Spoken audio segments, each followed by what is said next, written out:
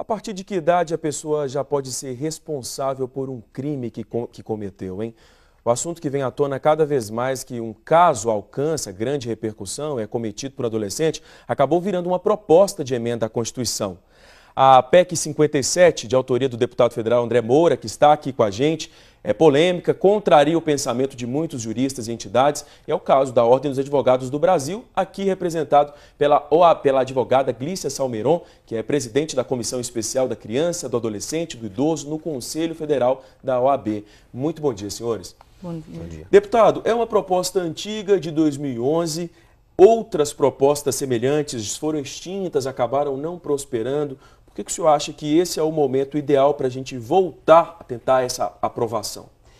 Olha, por conta do nível de tolerância que a sociedade brasileira hoje não suporta, de crimes praticados contra a vida e contra o patrimônio público por esses menores de 18 anos de idade. Esses menores hoje têm o direito de votar e decidir através do seu voto o destino de um município, do estado, da nação.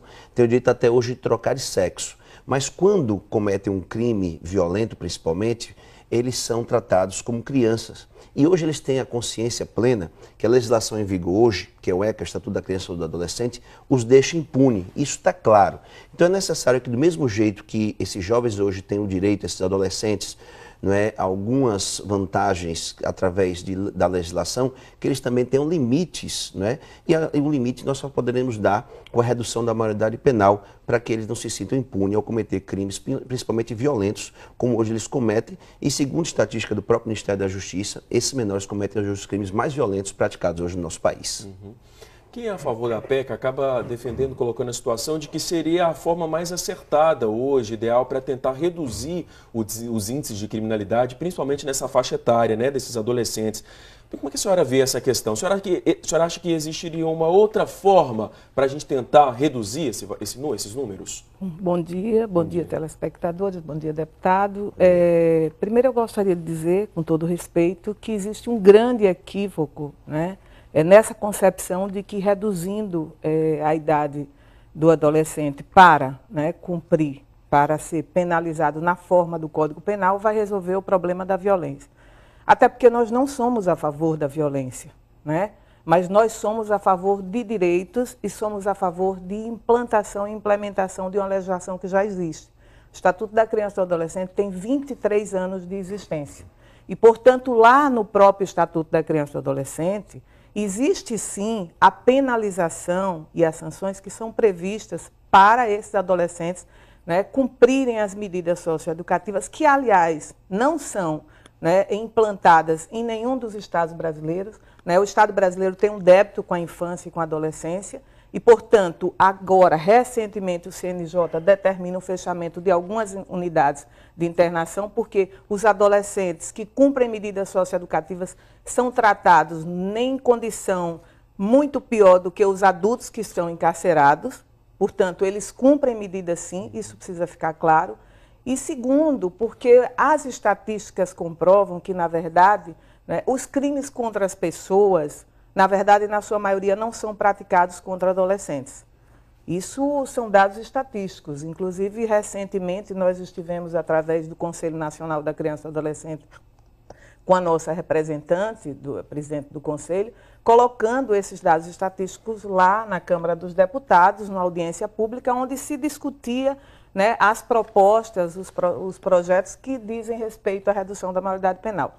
Portanto, o nosso Estado, inclusive, né? E eu faço um parênteses para dizer que, se estivéssemos aqui discutindo, né, que o modelo que existe de legislação relacionada a adolescente que cumpre medida socioeducativa não funciona e comprovássemos isso através de dados estatísticos, a gente poderia fazer essa discussão, mas não é o caso.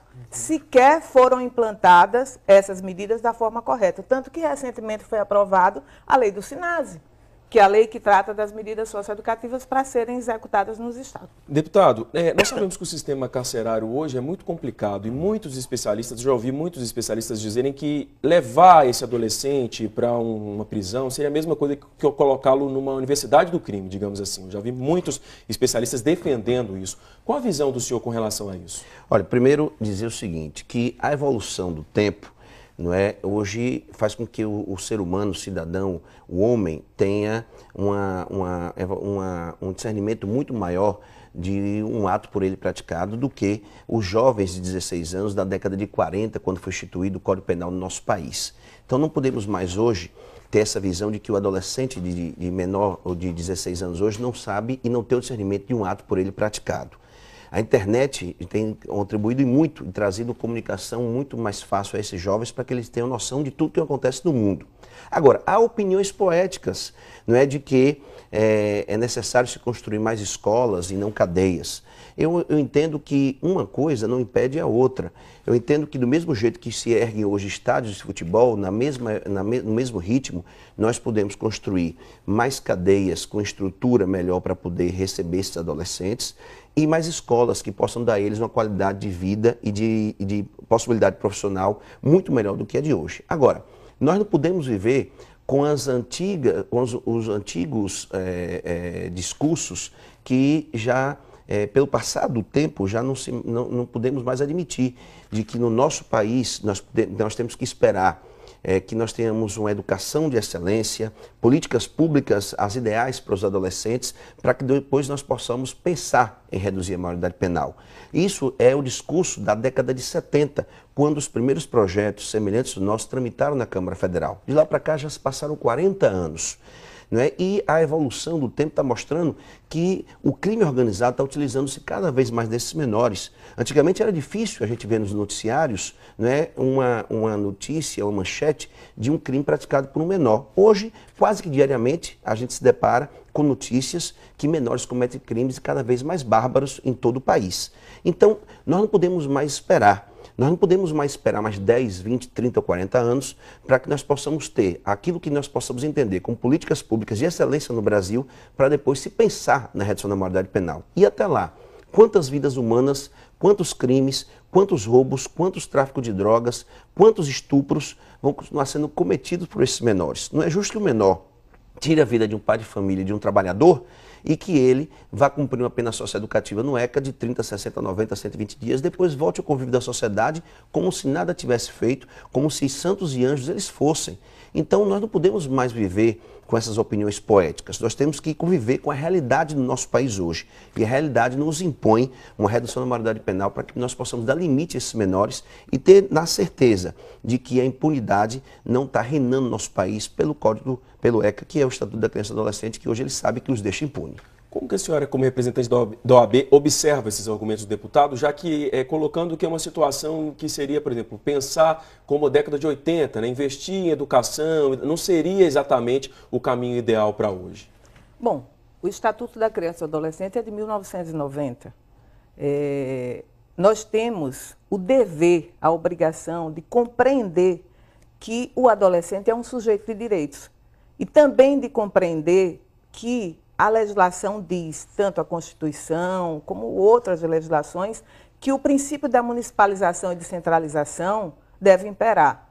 Portanto, eu não posso falar de redução de maioridade penal quando eu não tenho nos municípios brasileiros o cumprimento sequer daquilo que é a obrigação do gestor. Ou seja, se o gestor não dá educação, não dá assistência, não dá saúde, ele não tem como dizer que ele cumpre com o seu dever. Portanto, é preciso primeiro que se compreenda isso, né? O Estado brasileiro tem um débito com a infância e a adolescência.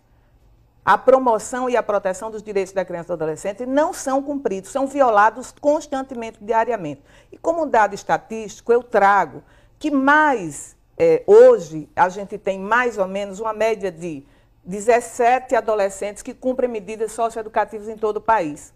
Menos de 3.000 adolescentes cometem atos contra as pessoas. Portanto, não é verdadeira, tá, a tese de que o número de adolescentes que praticam atos contra a pessoa, contra a vida, né, são a maioria. Não é verdade. A verdade é que nós não temos diagnóstico, nós não temos estatísticas, nós não temos uma realidade do panorama brasileiro. Inclusive, a gente precisa trazer essa discussão para os municípios e para os estados, para que a gente possa compreender o que é esse processo de modificação, né, do quadro que aí está. E eu desafio todos esses parlamentares, gestores, a irem visitar uma unidade de internação e dizerem se elas não são verdadeiros centros de terror. Ali se pratica as maiores torturas que você pode compreender como violação de direitos humanos. Direitos humanos de cidadão, de sujeitos de direitos que sequer vão ter oportunidade de ser inseridos no mercado de trabalho, porque não tem educação, de ser aceitos pela sociedade por conta dos preconceitos. E lá estão os pobres e negros. Lá não existem adolescentes de classe média. É preciso que a gente chame atenção para isso, porque, mais uma vez, isso não é um discurso poético, isso é a realidade, está comprovado, e é preciso que a gente compreenda que esse não é o caminho, essa não é a alternativa, e eu acredito que é preciso que a gente amplie esse debate e que a gente traga a sociedade a compreender melhor o que existe de deficiência, o que existe de implantação de medidas socioeducativas, de medidas de acolhimento, né? O que os estados e o que os municípios estão fazendo em prol da sua comunidade, porque esse é o papel, inclusive, dos gestores e dos parlamentares. Realmente o assunto é polêmico, infelizmente o nosso tempo acabou, a gente vai voltar a falar sobre esse assunto e vai acompanhar, porque justamente é preciso trazer a população, trazer a sociedade para uma discussão como essa, que é muito importante, né? Eu quero agradecer mais uma vez a presença e um bom dia para os senhores. Obrigada.